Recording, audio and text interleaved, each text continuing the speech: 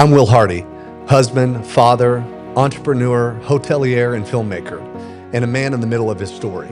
I've had wins, I've had breakdowns, I've had moments where I felt unstoppable, and moments where I didn't know if I could take one more step. And I know I'm not the only one. This podcast is a place where we tell the truth, where leaders, dreamers, husbands, wives, entrepreneurs can come clean about the real journey. Because together, we heal faster. Together, we get clearer. Together, we rise. This is an invitation to walk with me, not after it's perfect, but while it's still being written. Welcome to EnterUp. All right, welcome back to the EnterUp Podcast. I'm your host, Will. Man, I am beyond excited about this opportunity that I have to talk to my brother today. All right, this gentleman is a functional neurologist, a husband. He's a father of 3 beautiful children and the founder of Thrive Human Care. Dr. J helps people understand how stress and unresolved patterns help shape the brain and the nervous system, while old coping strategies stop working, how simple brain-based practices can restore regulation, improve emotional stability, and support healthier decisions in real moments at home, work, and in leadership. Um, Man, I'm just blessed to say that not only is this gentleman personally helped me a lot in my own self-development, but I'm also super blessed to call him a friend. Without further ado, Dr. Jerome, welcome to the EnterUp Podcast, my friend. Thank you so much for having me, man. I appreciate it. It's always funny when people do an intro. I'm like, that guy sounds crazy. Like, is all that stuff true? And I've been learning more and more to go, man, I put a lot of work in. I guess, yeah, that's cool.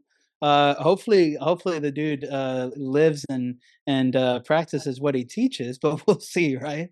Well, But man, I appreciate it, brother. Thank you so much for the opportunity to be with you. Of course, Always. man. It means the world, buddy. We promised the viewers here that we were going to bring first-class individuals that operate in so many of the pillars that we're talking about in the EnterUp Podcast, in the family space, in the marriage space, in the entrepreneur space, and most importantly, sometimes maybe mind, body, soul work. Yeah. And you know, we had a chance to connect. Probably was it about 10 years ago we first connected, It's Jerome? been, yeah, almost that long. Yeah. And Outside of fire in the middle of the night, yeah, that's somewhere in right. Palmetto, I think.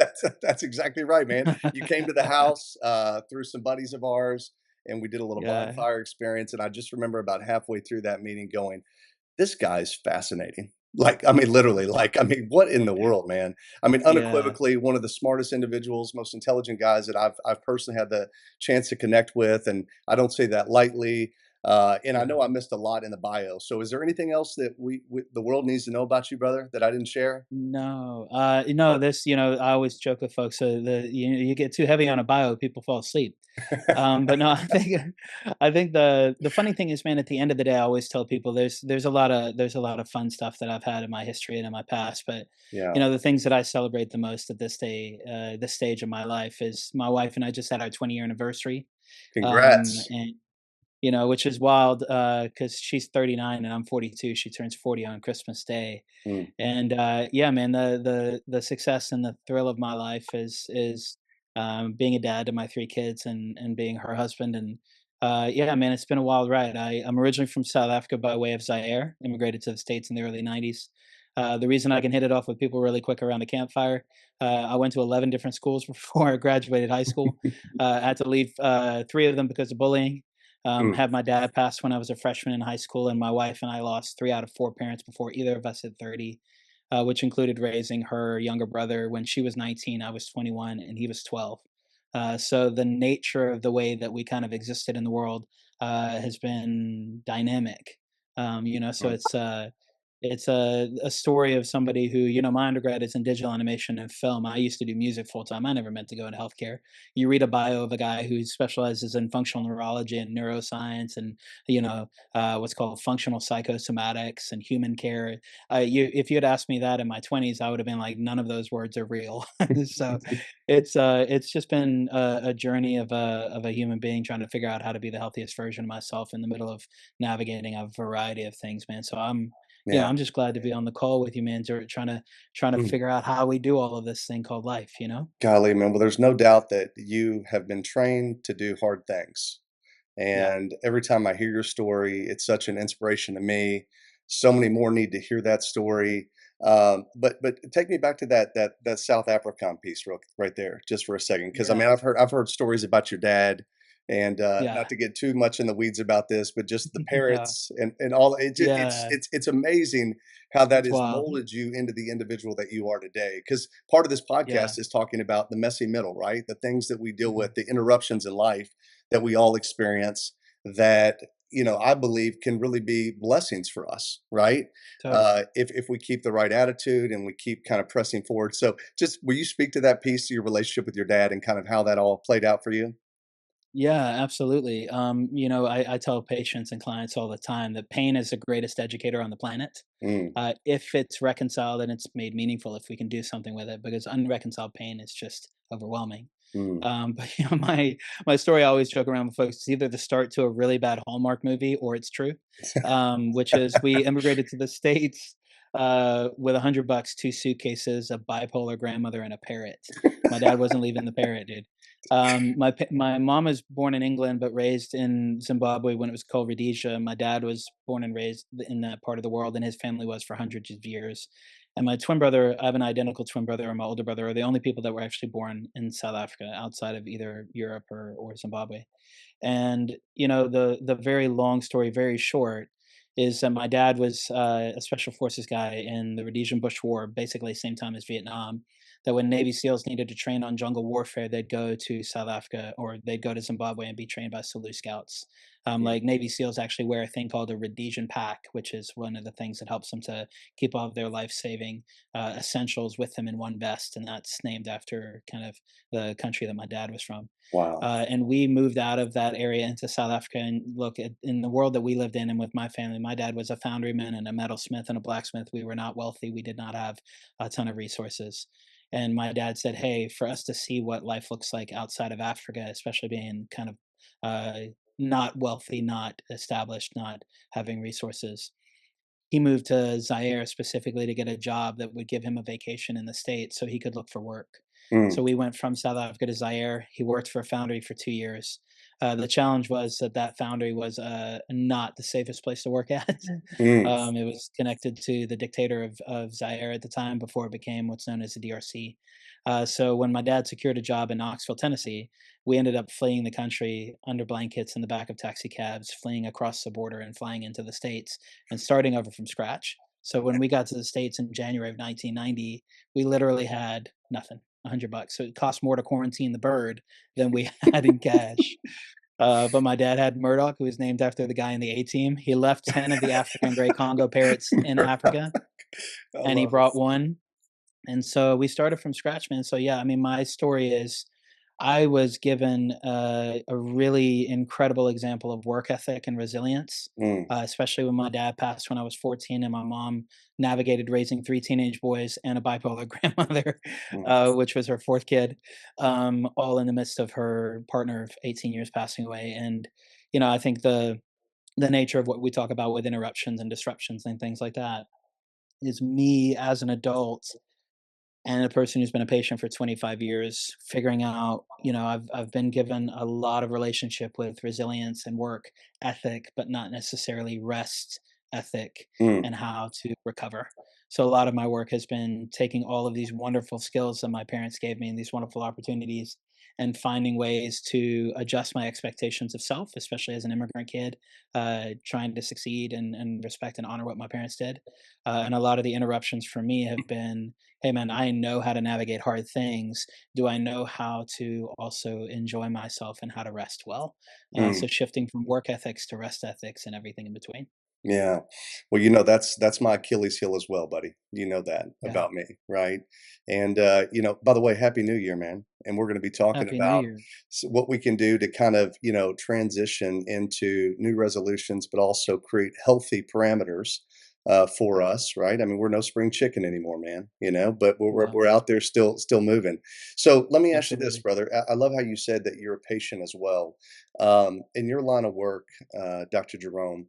What led you down that path? I mean, you've had so many moving parts, obviously, that brought you here. Yeah. Nature, nurture, choice. The call of God on your life, the plan that's before you. No doubt you fought through everything that you could ever imagine, right? And you're still moving. But you're one of the most positive guys that I know, right? Which is what everybody's drawn to that about you specifically. And you really have built an entire platform as a clinician. I've never seen anything like it, man. I mean, you are helping people all over the world in the most extreme situations, most difficult cases. And I want to speak to that. I want you to speak to that a little bit. But how did you get into this, man? What led you down Yeah. this path? I always joke around with folks. They say that that you have a calling. God calls you. I don't think I was ever called. I think I was drugged into everything that I've done unwillingly, Yeah. um, and I had to figure out how to reconcile the fact that this is not where I'm meant to be at all. And thank God, right? Like what a gift. But Yeah. my story is I specialize in complex unresolved cases. Hmm. And I love working with healthy people who are not dealing with significant kind of clinical trauma, but everybody's got their complex history and a lot of it is unresolved, so we're really all kind of complex unresolved cases in ways. But from my history, I've had 8 head injuries, including being run over by a car when I was 8. We had just moved to the country and we were poor enough that we could afford one $18 bike from Goodwill that all 3 of us shared. Mm. And my twin brother's a terrible spotter. He was supposed to tell me that a car was coming. He got distracted. First signs of ADHD in him, Damn you, and Justin. I got run over. And if anybody's ever curious about the quality of their parenting, just remember that a guy that turned out remotely decent, I think. After being run over by a car, his dad refusing the ambulance, and then taking his twin brother and him inside and spanking him for being run over by that car. So yeah, I got run over by the car. My dad refused the ambulance, and then I became the only person that I know that was spanked after being run over by a car for being run over by that car. And that was my first head injury. I was hit by a drunk driver at 17 and 20, 4 different concussions. 5 of my head injuries have been in cars that I was just in the wrong place at the wrong time and got hit by somebody who wasn't paying attention, including head on by a sober driver when I was 25, Wow. traveling in oncoming traffic. So, long story short, what ended up happening is I went to 25 specialists and over 100 doctors over the course of a decade between 17 and 26. Spent $100,000 just trying to navigate these complex migraines that I was having. Mm. It included, even in my history, suicide attempts because it was just too much. And fortunately, not succeeding in those. Mm. That's why we're having these conversations now. Wow. But really going, hey man, there's a lot of chefs that make restaurants for the food they want to eat. They're like, hey man, what it would be like to have this place and this menu. Yeah. I created a clinic that's basically it's a concierge clinic with a Michelin star mindset where we're customizing and cultivating relationships where we take care of really complex people that are working through a lot of failed issues and that have failed elsewhere because I was a complex case that could not get the support that I needed. Mm. So I ended up going to school, getting my degree, and then getting 8 additional board certifications. So I'm board certified in 9 areas that Wow. essentially make me a multidisciplinary practice so that I don't have to refer people out because I ended up experiencing so much disappointment and so few answers and so little clarity and so little practical kind of resources that I was like, hey, uh, I got an idea. Let's go from digital animation to special effects and full time musician into doctor, which was not at all what I intended to do. Unbelievable. But it ended up being this space where I was like, man, I think as I arrive at this diagnosis after 10 years of trying and no practical applications, no resources, no kind of avenues for recovery, what would it look like for me to become the doctor that I'm looking for? And that's where the patient doctor was born, not only as a patient person, but also a doctor who happens to be a patient. Wow, incredible. So, man, obviously this whole empathy thing, right? Like, if we can just go back to that suicide piece for just a minute, I don't want to Yeah. make it over personal, but I just think No, it's totally okay. that's such a special place to just land for a second because we want to help people on this podcast, man. And there are a lot of people out there that are struggling, men and women, that have come to these darkest moments, right? And I've had a few of those, right? And we don't share those stories enough, I don't think, out loud, Yeah. right? And the whole transparency, the whole vulnerability piece that Dr. Brene kind of brought back to us and said it's okay to talk about some of these issues, right? It doesn't make you weak, it makes you open and available to what needs to change possibly. But Yeah. how did you transition from that, man? I mean, you're at the brink. You're going through these extreme migraines, right? Excruciating migraines. I want to say at some point we talked about you were having maybe 200 out of 365 days a year. You were doing this almost 300 days a year, right? With these Yeah. excruciating migraines to the point where you wanted to take your own life. I mean, you couldn't bear the pain anymore. I can't imagine what that's like, man. But how did you transition from absolute hopelessness to finding hope and making practical application and going, daggone it, if I can't get the help that I need, I'm going to become the help that I need, not just for myself, but from everybody else. Yeah. Man, it's a constellation of things, right? Yeah. Like I tell patients, you're allowed to have more than one problem. I know a lot of the times you go to the doctor and they only want to know about the one specific thing that they work on. Hmm. But we oftentimes have more than one thing going on, and not only are you allowed to have more than one problem, you're going to need more than one solution, right? There's a constellation of things that are happening and a constellation of things that need to happen. So for me, I mean, the arc between, hey, this feels like a really good strategy for me to survive is to take myself out, and being where I am now, some of the high level pieces that I would say are probably the most significant. Everybody has different strategies in how they self medicate and how they self soothe. Yeah. Realistically, when you're trying to navigate pain and you're trying to navigate what it feels like to feel good, Hmm. I think two of the really high level questions that people can ask is, when I experience pain, what are my strategies to self medicate? And when I am trying to experience pleasure or joy, what are the things that I do that help me to self-soothe? Because Mm. we self-soothe when we want to continue feeling good or we want to start feeling good. We self-medicate when we want to stop feeling bad or we no longer want to feel the pain. Mm. And everybody has their strategies, right? So these are not things that I intrinsically understood at that point. These are things that I started to kind of be forced into, honestly, because I wasn't successful. And going, well, I'm still here.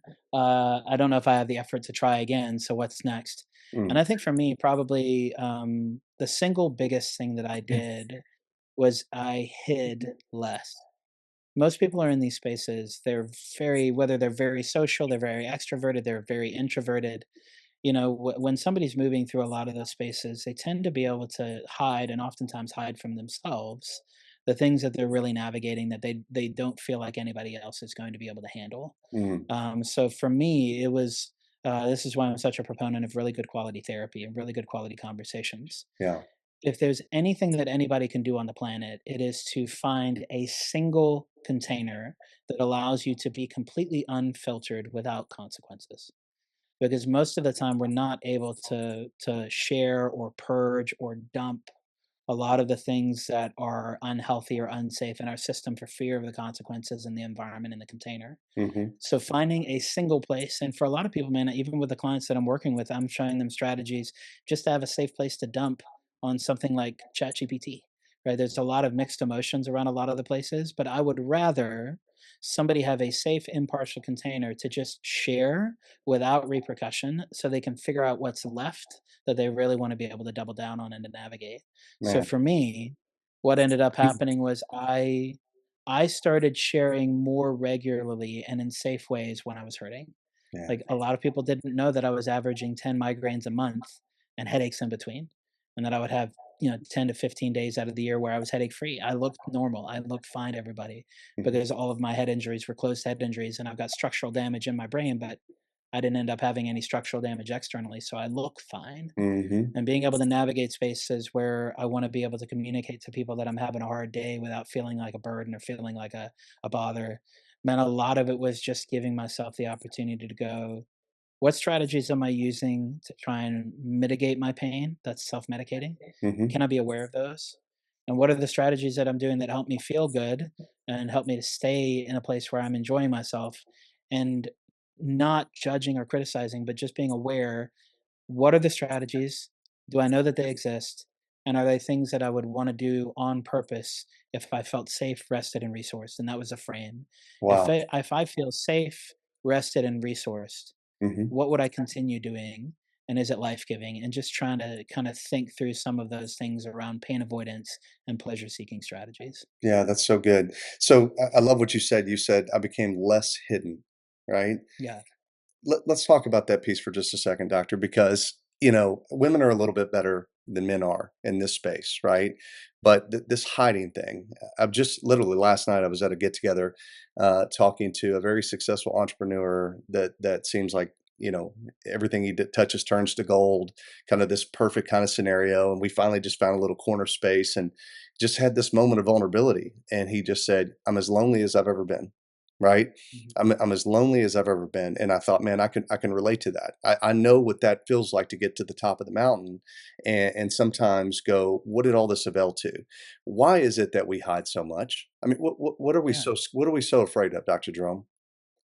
Well, I think, it's really it's a paradox, right? Like everybody wants to be seen, to be known, to be Hmm. loved, to belong. Like we're innately built for community and innately built for belonging. The challenge is, man, that very few of us have been taught how to navigate life or been given language that allows us to really effectively communicate to people where we are. Mm, Like, it's hard, like, think about if you're in a car and back in the day before, you and I have enough gray in our beard to know that we didn't always have GPS in the car, um, or gray in our hair. Like, if you're properly lost and you don't have a map and you're in the dark, one of the most challenging things for people to recognize is it's very, very hard to share with people where you are when you don't know where you are. yeah, So a lot of the hiding process is just that we don't have awareness, we don't have clarity, we don't have the insight. We can't see clearly where we are and who we are. And there's so much bias that exists, right? There's so much history that exists. So I think a lot of the times, the reason that we hide and the reason that we don't share is there are, I think it goes back to what you said about Dr. Bernays. Most people don't realize that the root word for vulnerability is vulnera, and hmm in Latin, it means to be woundable. be So for us hold on, be woundable. to be woundable. Wow. So think of a puppy rolling over and showing you its belly, right? You can Mm, hurt it bad. It's a vulnerable position. yeah, So true vulnerability is not only transparency and true unadulterated honesty and sharing, but it's in that sharing, somebody could hurt you with that, right? wow. So for us to share what's happening with us and to be really unfiltered, to be really honest, and to do it in a way that is not unsafe Hmm. and doesn't create fear in the other person, it doesn't make them unsafe. We're navigating our fear and our lack of safety. To have an experience where you share something like, I've never been as lonely as I am in my life right now, it be received well, and to be held and honored in a way that's respectful, and so many other factors, is just so rare. Yeah. People have so little experience with being that honest and it not being harmful or it not being unsafe or it not being traumatic. So to practice sharing something really significant and knowing that you may get hurt and it's still worth it, like finding spaces and containers to do that, man, it's not stuff that we were really raised in, right? Like if you think about our parents, being born in the 40s, 50s, 60s, Hmm. they weren't raised in the culture of, hey man, what's happening in your life? What's going on? Let's you can be transparent, you can be honest with me. Half of the words that I just sent, they're gonna go, I don't know what those words mean, Yeah. right? Yep. So the idea, I think it's on one hand, just to close that thought, on one hand, some people are very good at hiding. And on the other end of that same coin, not everybody's been taught how to share in healthy and safe ways, Mm. right? Well, you just brought up a good point right there where you said, a lot of the reason that I think men and women don't share is they're afraid somehow it's going to be used against them, right? Somehow Right. in some capacity. I mean, I just got that image when you talked about a dog kind of rolls over on it, on his back and his belly's being exposed and how vulnerable that is. But what do we always do? We go over and we start scratching the belly, right? We go over there and go, "Hey, buddy, how you doing?" Yeah. It's unfortunate that especially in today's time, that we have not created enough safe parameters around healthy relationships, around these healthier conversations that are based on vulnerability, transparency. But at the end of the day, man, it's like these people are, we're all out there fighting our own kind of battle, right? And Yeah. we're coming back wounded, coming back bruised, coming back disassociated in so many regards, and yet we can't share it. We don't talk about it enough, you know?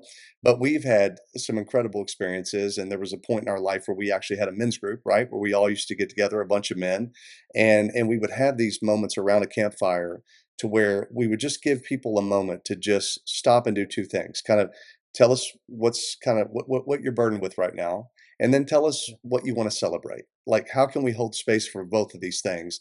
And I think that's the misconception, right? Like, we don't have to fix this for anybody, but there's something about just bringing things to the light.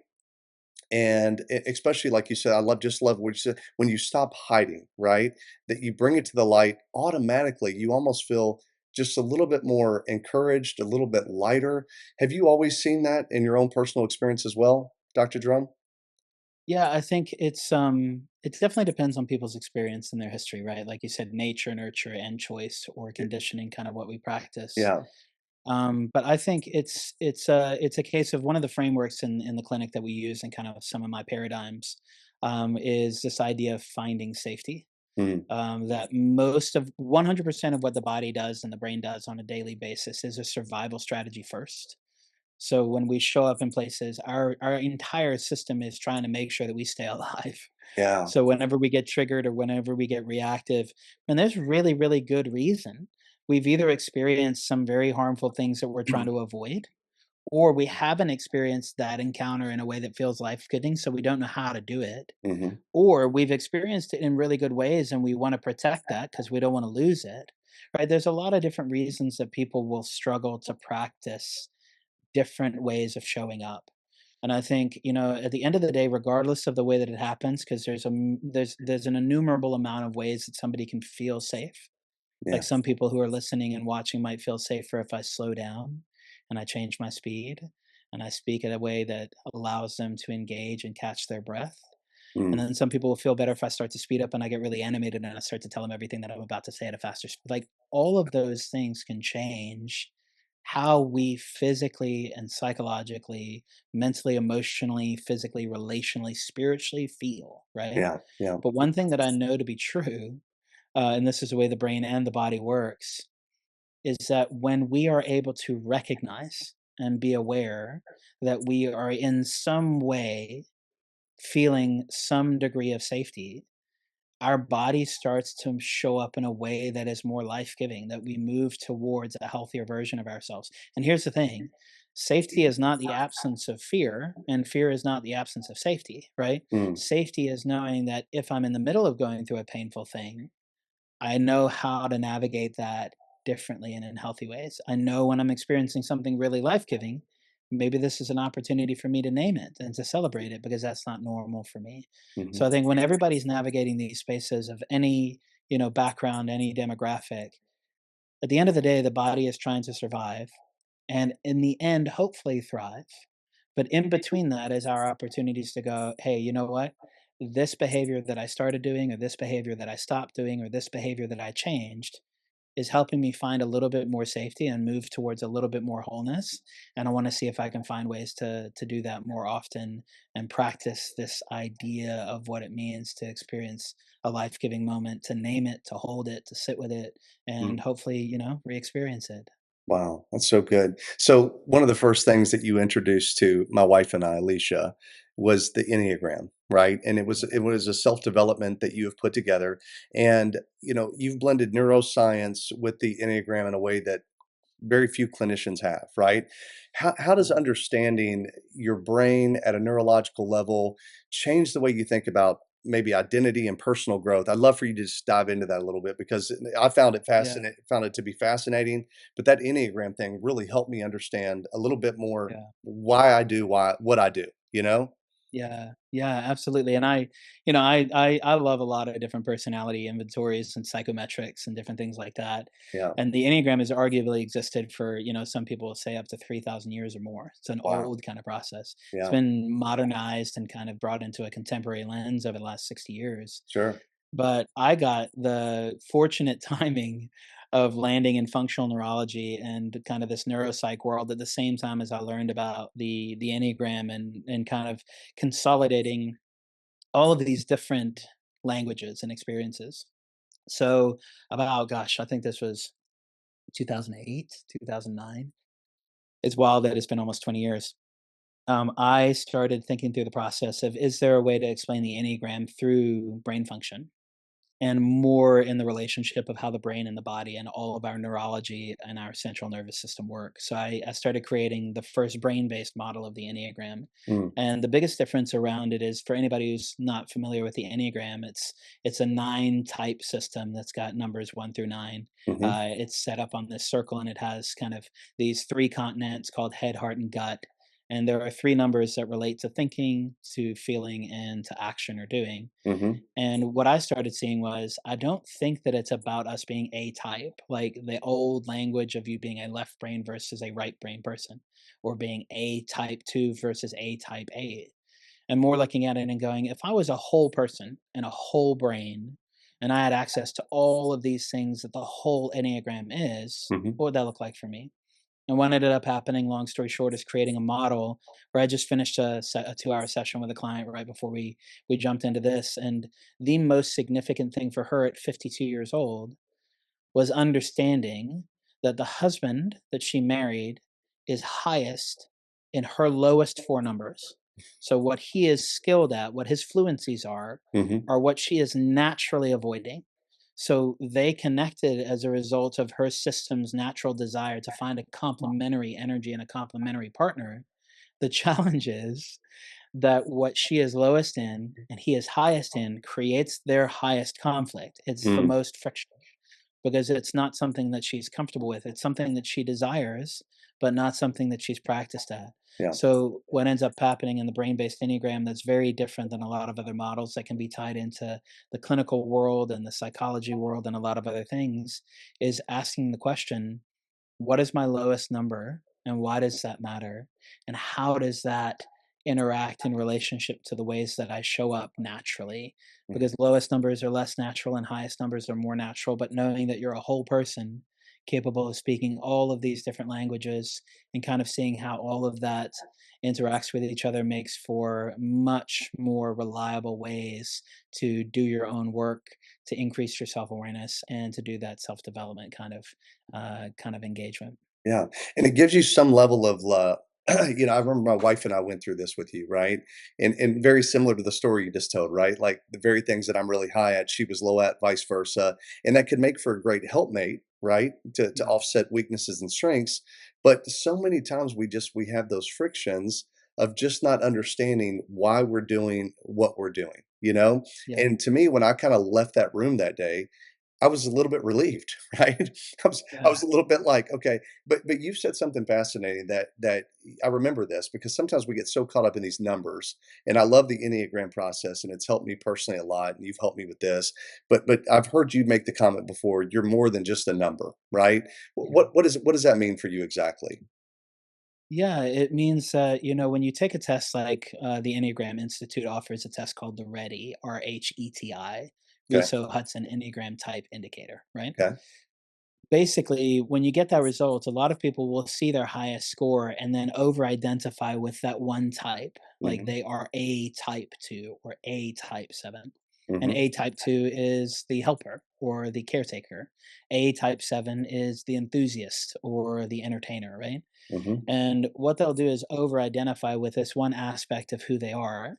But the way I explain it to people when I'm saying you're not a number, like you're not a part of the brain, right? Like if somebody like I work with a lot of people on the spectrum. If I'm working with somebody who's a very high functioning autistic and hmm, they're very high in 5 and they're a researcher and an engineer and an intellectual, that doesn't mean that they're not capable of being emotionally intelligent or they're not capable of being aware of their body. It means sure, that their bias is to really critically thinking about everything because that's what keeps them safe. That's what helps them to thrive. mm, And at the same time, if I'm going to support them as a whole person clinically and kind of outside of clinical space, just in everyday living, it's helpful to know that you have 2 halves of your brain. You have all of these things that support your brain, and you have a whole body, right? When I go to walk, I got 2 arms and 2 legs that are hopefully working together. And if not, I'm learning how to walk in relationship to what I may be missing, if I'm Yeah. missing an arm or a leg or something. So, the way that I say it to people in terms of the whole identity profile, because you move away from personality typing to a whole identity profile that gives you everybody involved, is it's kind of like a company and kind of like an airplane. Mm, In a company, you have CEOs and you have support teams and you have C-suite and you have employees, but you got everybody that's working for the company. yeah. On a plane, you have pilots, co-pilots, flight attendants, and passengers. Everybody's on board and everybody's got baggage. The reality is when most people are talking about their Enneagram type, they're talking about their CEO or their primary lead pilot. Hmm. But if you know everybody who's on payroll and everybody who's on board, that allows you to become more aware of how you navigate the passenger in the back who's scared to fly Mm, versus the pilot that's fatigued yeah. versus the executive that doesn't know how to take a break or the employee that needs some kind of on the job training. All of those different perspectives allow you to figure out how to engage your whole self rather than just being pigeonholed into a single type, single CEO, single pilot kind of perspective. Yeah, no, it's so good. So almost 10 years ago, I took this test with you originally, right? I want to bring as much awareness to what you're doing to all the listeners because I want them to get more of you, right, on so many capacities. But we took that test originally, and I had certain numbers, right? And then I started doing more awareness work after that, right? Kind of know yourself to lead yourself kind of stuff. And then about 5 years later, I retook the test, and a lot of those numbers had changed. Right. Tell the listener what that means exactly. How does that evolve, for a human being? There's a lot of different pieces in that, right? And I think it's really important. More than anything, it's the idea of neuroplasticity, right? So I am one of 10 doctors in Georgia that specializes, or I'm board certified in what's called functional neurology. There's about 400 of us in the world, Wow. and it's the idea of saying, hey, you can take traditional neurology, which is like, hey, diagnosis and mechanistic, and kind of this is your problem, and alternative care that's like, what do we do about it? And you kind of put those things into a blender and go, hey, man, did you know that your brain is super dynamic? And it's very capable of change at any age. Mhm. And we're learning in all of the contemporary science and research, man, it's pretty wild how much your brain can change. Just like if you are 90 years old and you start using a muscle, you're going to change the way that that muscle functions and operates. And you can actually develop and grow a muscle at any age if you're above ground and you can still communicate to that muscle. Yep. The brain is a muscle, right? So when we're talking about your types evolving or your types changing. The metaphor that I give people is an orchestra, right? You're not a single instrument. Like nobody is just a six-string guitar. Mhm. Everybody is an orchestra and everybody comes out of the factory. Generally speaking, most people have pretty similar hardware. Like somebody might come out with a few instruments missing in the woodwind section or the brass or the percussion, but generally speaking, most people have a similar orchestra. The hardware is pretty much the same, and what you can do is see that based on a lifetime of playing your particular songs and your particular symphonies and your particular kind of arrangements, certain things can be overused or underused or go out of tune or stay in tune because they were never used and be quiet or loud. There's a lot of different ways to look at kind of how your system is engaging in the world. Yeah. But if I start to become aware, hey man, my whole life has been like Spinal Tap. I've had it turned up to 11. This thing has been a little bit intense. Sure. Okay. Um, what would it look like for me to start learning some songs that are different rhythms, different beats per minute, different intensity, different kind of instruments taking lead? Mm, Well, if I start to use my brain and my body differently, there's a ton of research that has already proven at this point it's not a question of whether or not your system's going to change, it's a question of how much is it going to change. So mm, just like I can lose weight or I can gain muscle, I can change the way that my brain works. And the single greatest question that we always come back to, I just did this with a different client this morning, that they have their results over the course of the last 8 years. And we were comparing those results from 2017 to now. And the question that always comes up is, well, which one is right? Which one should I look at? And I just asked a simple question. If you had to pick any one of these four versions of yourself that's the safest and the healthiest and the most whole, which one is it? And they go, mm, the one that exists right now, the results that I got yesterday.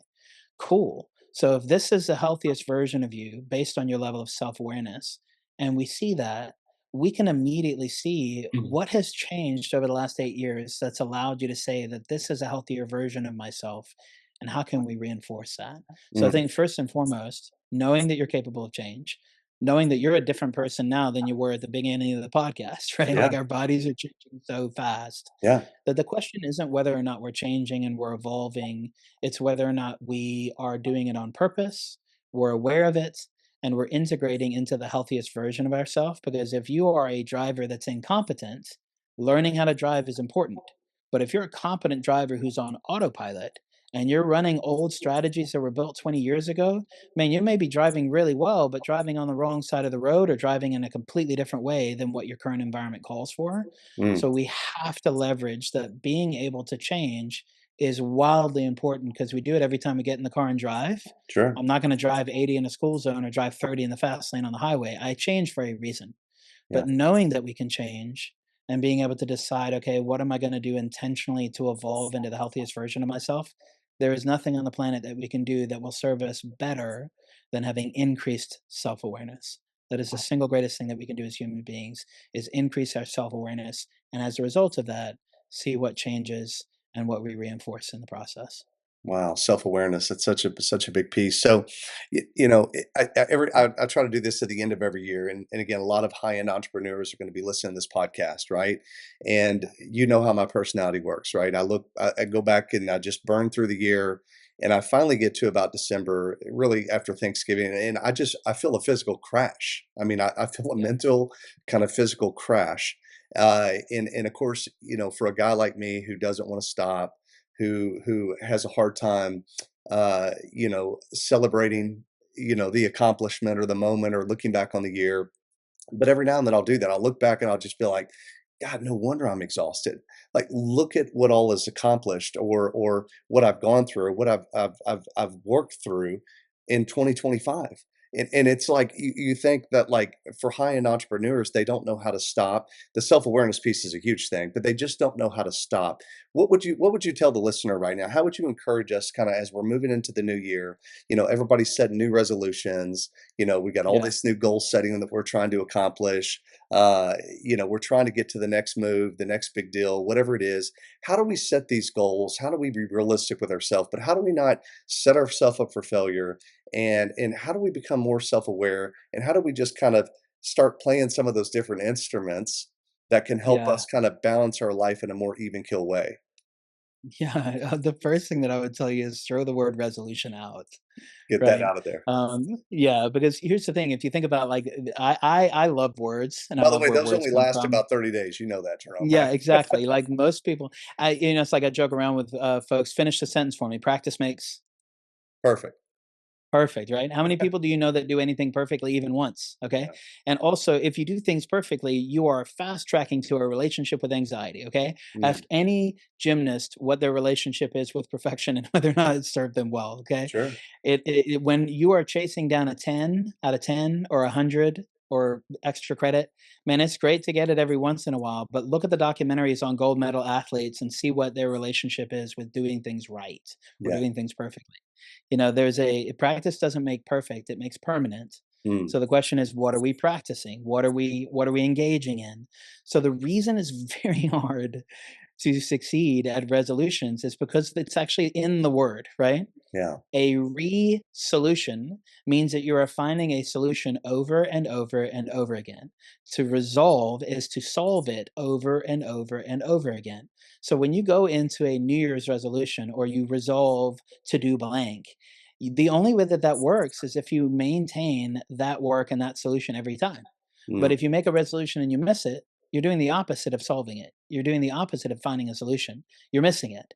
And it creates so much of a contrast that your body will either avoid it because the best way not to fail at a test is not to show up, right? that's right. Yeah. So a lot of the times people will hit the eject button too quick because their expectations are unrealistic. They're outsized, right? Yeah. So what I tell people is I don't care what you do. I really don't. Like I talk to people about this all the time. If there's plenty of examples that I can give you, but let's say that somebody's biting their fingernails, okay? Hmm. And we don't call it self harm, but at the end of the day, people are damaging their nails, right? I don't care if you bite your fingernails. I care if you do it on purpose. because most of the time people are doing it on autopilot. They're not even aware that they're doing it. They're not aware that they're being hard on themselves, or they're using anger as a battering ram, or they're using avoidance strategies to hide, or they Yep. stop showing up and putting the work in because they're afraid of the judgment, right? Yep. The reality is, at the crux of what we're doing in the year is, it isn't about trying to find another solution and solving it over and over and over again. It's about being present, about being aware, but more than anything, about being intentional. Are we doing it on purpose that time? Mm. So instead of setting solutions or resolutions, set intentions. Be intentional. And you can set gapped intentions. What's my intention today? What's my intention for the week, for the month, for the year? Yeah. If you set an intention for the year, it better be something that is feasible, or at least not impossible, right? Like, a lot of people set a resolution, oh, I got to lose, 70 pounds by July. And then you've only lost 18 and it's June. Your chances of losing 50 pounds in a healthy way are pretty much zero. Yeah. Okay. Yeah. But if my intention is, hey, I lost 15 pounds, what does it look like for me to lose another 2 pounds? My intention is to lose two more, and to lose two more. Yeah. Be intentional, be present, be aware.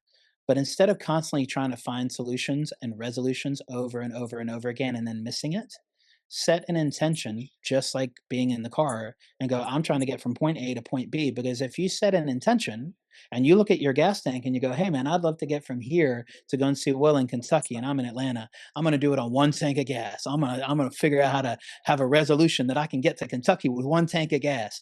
I better be riding a motorcycle, because I ain't going to do it in a car, right? That's Yeah. stupid. Yeah. So I think being intentional and setting intentions will serve us a lot better, because then when we miss it, our intention and what we can be intentional about is changing the way that we talk to ourselves and talk about ourselves, or talk to others, or talk about others when we miss it, right? Because sometimes you're going to stall out, you're going to run out of gas, and you're going to fail.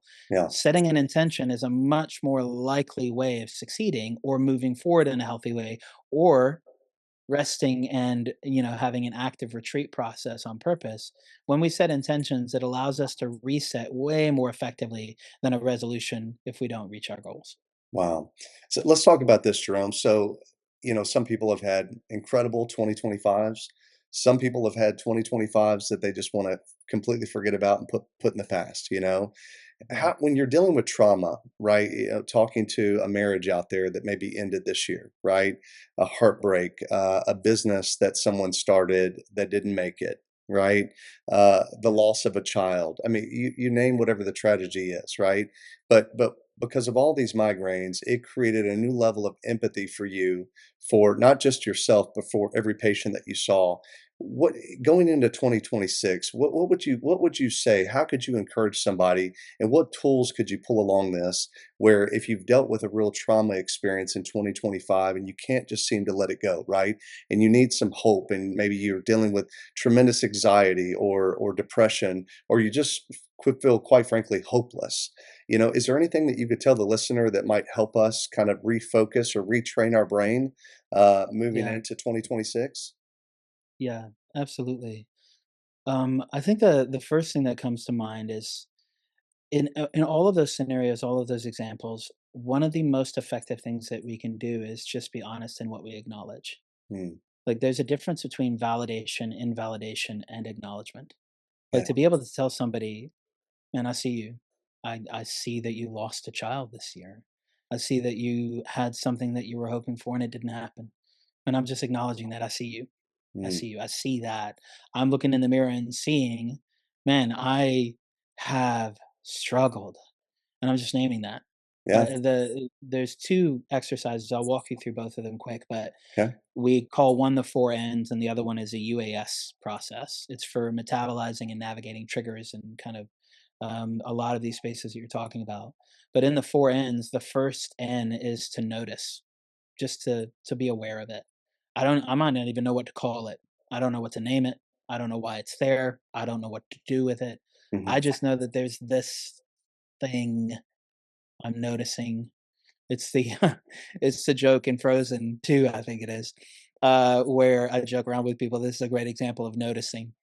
Um, for anybody who hasn't watched Frozen 2 or doesn't have kids and hasn't seen it an exorbitant amount of times, um, Elsa shoves Anna and Olaf, the snowman, down an ice-made kind of river in the canoe, and they get thrown into the river. Yep. And Elsa had promised Anna they would do it together. And Anna's really angry about it. And she's like, I can't believe she shoved me off. And she's processing her grief and her anger. And Olaf, the snowman, is like, I'm sensing anger. And she goes, I am angry. And he goes, no, no, no. In me. What? And he names out loud, what the hell wait, I'm sensing anger in me. And his first step in that process is to go, I'm noticing something's happening to me. And that's a two-way street. Man, especially in Western culture, especially in the US, man, people suck at navigating lament and grief. Yeah. People do not know how to navigate grief or lament. Okay. Yeah. 1000%. And the reality is, especially as a clinician, man, unless you are a triage nurse or doctor, and unless you are clinically trained in triage, do not triage people's trauma. That is not what your gift is. I don't care if you're the God's gift to the world as a pastor or a person or whatever you think it is. If somebody's in the middle of triage and you are not trained in navigating triage, do not triage that person. Okay. In that moment, one of the most supportive things that we can do is just go, hey man, I see you. I'm here. I'm present. Whether I'm talking to the person in the mirror or talking to another person, I see you. I hear you. I recognize, I acknowledge, just being present, right? Yeah. But here's where, when we're navigating those things, okay, well, what do I do with it? The 4 N's are note, name, narrate, and need. So I notice something. What do I call it? I'm going to name it fatigue. Why am I fatigued? Because, man, 2025 nearly killed me. Yeah. I am so exhausted. Okay. So I noticed this thing I call fatigue. I gave it a name. I narrated it. Why am I fatigued? Because, okay, what do I need in this moment? And that's the key. Not what did I need last year? What do I need next year? How do I do it differently? How do I strategize? How do I hire the team? How do I fire the team? Right? How do I fire myself? How do I hire myself? Pause. What do I need in this moment? And what I needed in this moment is just to tell somebody else I'm exhausted. Yeah. Do you need anything from me? No, I don't want anything from you. I don't even know what I need from myself. Cool. So I noticed something. I named it fatigue. I gave myself the story because this year has been hard. And what I need is just to name it. And then you cycle back around again. Okay, what do I notice? I notice how much I hate saying that out loud. Yeah. What do I call that? Embarrassment, awkwardness. Why? Man, I was never taught how to freaking share how I feel with people. That's weird. I don't even know if it's appropriate. What do I need in this moment? I don't know. I don't know. Yeah. Okay, cool. I'm noticing. And then you can cycle through that. Notice, name, narrate, and need. The other one that's the UAS process is called understandable, appropriate, and sustainable. Okay. If you cannot answer yes to all 3 of those, it is at minimum a yellow. Proceed with caution. Okay. If it is a yes to all 3, green lights, man, go for it. If it is a no to any of them, proceed with caution. If it's a no to all 3, it is a red. You need to stop what you're doing if it's a no to all 3, okay? Wow. So is it understandable that I'm fatigued after 2025 based on what's happened in my past? Absolutely. Yeah. Is it appropriate for me to feel fatigued in this moment? Yeah. What would be an appropriate next step? What is something that I want to do next? What is sustainable? Is this sustainable? So if I literally go, is this understandable? Yeah. Is it appropriate? Yeah. Is it sustainable? No. Proceed with caution. Right? So if you move through those ideas of just asking, do I even know what I'm asking is understand? I don't even know I don't understand. If you can't even answer yes to the first question, pause and reset, reevaluate. But note, name, narrate, need, understandable, appropriate, and sustainable. Figuring out iterations and kind of ways to navigate that, or even asking other people around you, hey, is this understandable? Is the way that I'm showing up appropriate? What is sustainable? Like Yeah. what realistically is sustainable? Just going through that inquiry and being curious and going through the 4 N's and the UAS will completely change your relationship with awareness. Because, man, it takes a lot of work, even listening to the podcast. It takes a lot of work just to hear me name those things and Mhm. wait to go, do I even care about those things? Like, do those things matter to me? Learning a new process takes time. Learning a new language takes time. But those two mechanics can be really helpful for kind of going through a discovery process. Wow, that's so good, man. That's so good. Yeah. So let's talk about your practice right now. For example, I know you've dealt with some of the most difficult cases out there, and we've shared some of these. But I remember one story you talked about a young girl that began to choke on food, right, and got to a place to where Yeah. she was so traumatized by that moment and experience that she stopped eating completely, Yeah. and she had been all over. Nobody could kind of help her through this process, and then she came to see you, and just very shortly after one or two sessions, she was eating again. Yeah. I mean, I'm just fascinated by that. How do you walk people through that process, Jerome? What does that look like? Because obviously you're Yeah. giving me hope that well, I'll never forget this. I called you about 6 months ago, and I was telling you about something difficult that I was going through, a new business that I was started. And I basically think I said something like, dude, I'm scared shitless right now, you know? And Yeah. and you kind of laugh like that, and you just go, as well you should be, right? Like, Yeah. this is new territory. You've never done this before, right? And I think that sometimes we don't give ourselves enough grace to just, like, even hearing that from you, I just Yeah. kind of, I just kind Yeah. of settled back, and I was like, it's okay to be scared. It's okay to 100%. not know what I'm doing in this moment. But Yeah. taking these traumatic experiences that people have gone through, and you're helping them from this trauma experience to this new version of themselves, to understand that they're able to kind of come through this pain or come through the cycle. What does that look like for you in that practice? Yeah, it's I think the thing that you named there is, it is wild how our systems will react and respond in the presence of a safe presence, Mm, right? yeah. And here's the thing, for anybody who's listening who's like, "Well, that's cute, but I'm alone." The crazy thing is your brain and your body will respond to safe touch from yourself to yourself as Wow. if another person is touching you. So to intentionally put your hand on your own body and tell yourself, I'm safe, I'm uncomfortable, but I'm not unsafe. I don't feel safe, but I'm not in danger. Like, Mm, being able to narrate what our bodies need mentally, emotionally, physically, relationally, and spiritually, both physiologically and psychologically, is a safe presence. mm, It is more effective in the presence of another body so you can co regulate. But the reality is, what your system was asking for in that phone call, and what everybody's system is asking for, is a way to self regulate. Now, a lot of the times we're never taught how to self regulate because we weren't taught by a body that was regulated. If most of us think about our mhm. childhood growing up, we weren't taught how to co regulate by a regulated person, right? Yeah. Like, my dad was not fully regulated when he decided refusing the ambulance and spanking me for being run over by a car as an 8-year-old is the best next step. Okay. Right. So reconciling that that is a dysregulated person trying to figure out their space. Right. Yeah. But at the end of the day, what people are looking for, including this young lady that you're talking about, who, if for anybody who's curious about what was asking, she was being liquid fed and tube fed through a PICC line because she could not swallow for 3 months. Because if she swallowed, she was terrified of choking because Mm, she was unable to breathe for over 2 minutes. And it was just wild. She wouldn't even swallow her own saliva; she would spit it out into a cup. mhm, And what she's looking for and what everybody is looking for, and whether it's a big T trauma or a small T trauma, if it's big PTSD or just small stresses, is we're trying to find a body that we can regulate with, any body that we can regulate with. Because as we start to dysregulate, somebody's going to have to regulate. mm, So if you're by yourself, you can self regulate. If you're with another body, you can co regulate. So we're trying to figure out how to navigate that.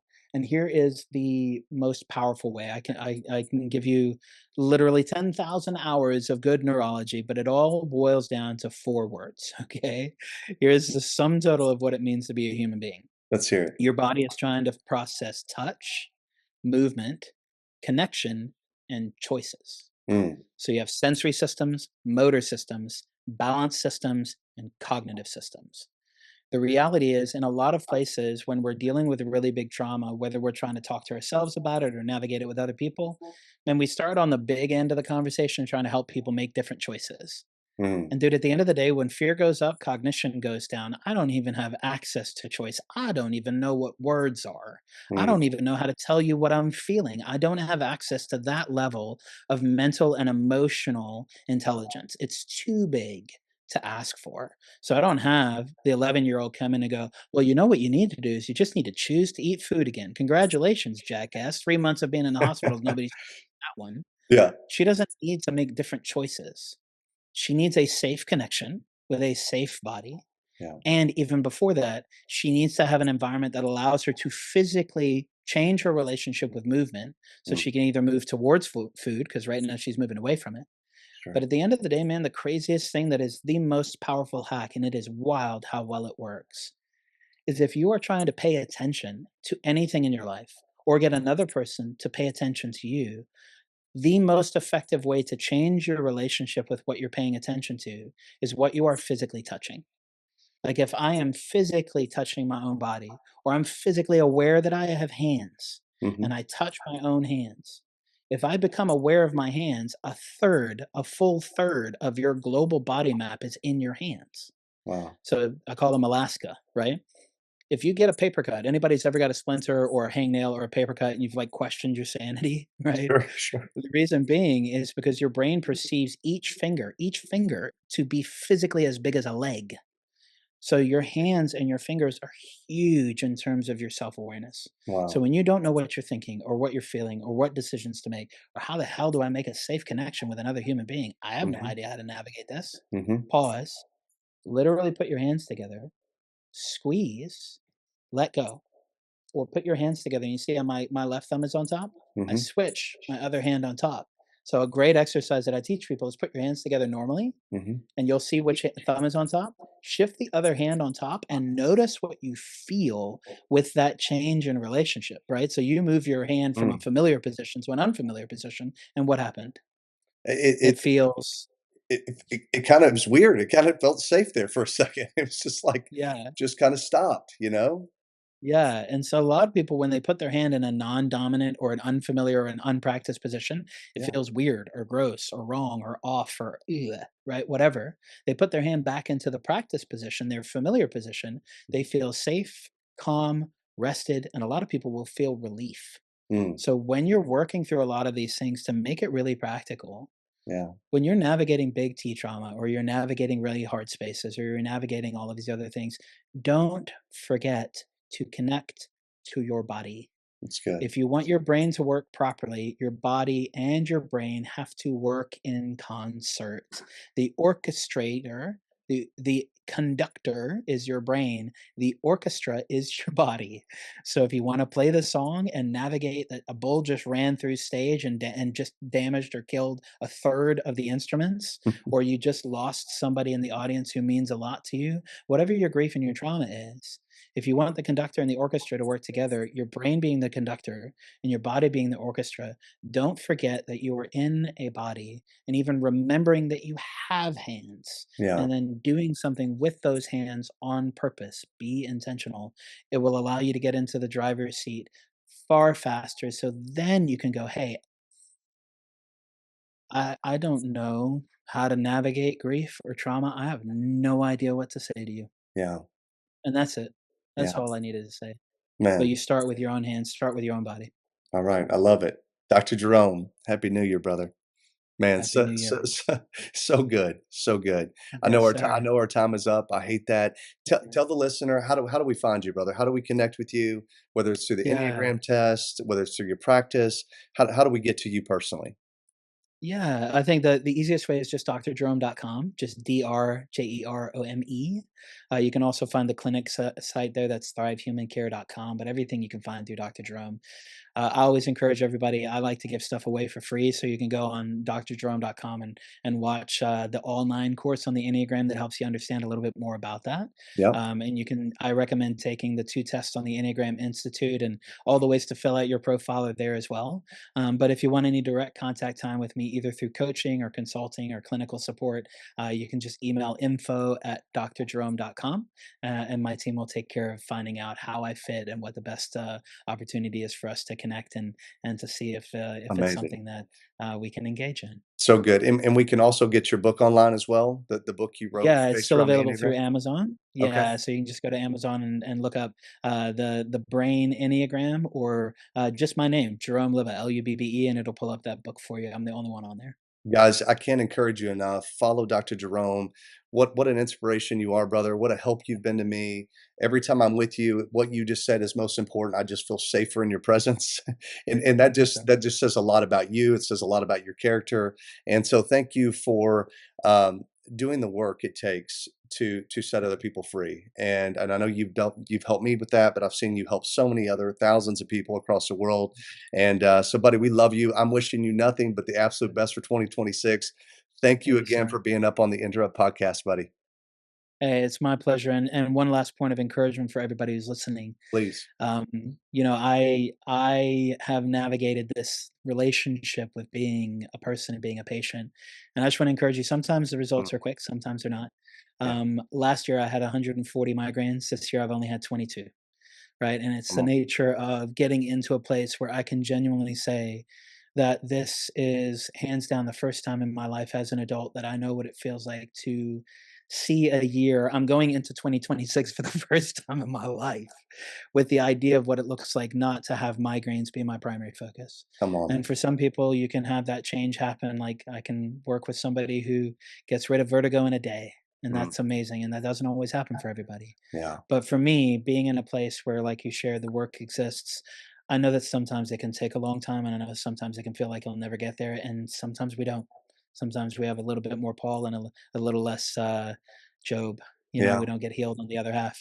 But I just want to share as a point of encouragement. You're talking to somebody and hearing from somebody who has gone into many years without knowing what that year is going to look like and feeling overwhelmed by it, and going into this next year feeling like there is a completely different opportunity, and that exists because I hid less.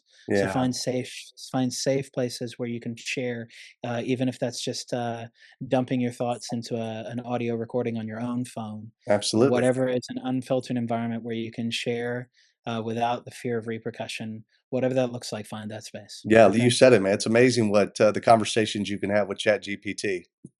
Yeah. They're Just a always safe there. place to They're share. always there to listen. Yeah, man. It's So I good. appreciate the chance to be with you, man. It's always a gift. Love you, brother. Hey, love you too, man. Happy New Year, brother. Thank you. See you soon. Happy New Year. Cheers. Thank you for spending time with me today. Remember, it's not about pretending the story is finished. It's about having the courage to keep writing it, even in the middle. If this podcast has encouraged you or inspired you in any ways, please follow us at enterupwithwill.com and across all social media platforms. And please like, subscribe, and share for more. Until next time, keep showing up, keep rising, and keep choosing to enter up.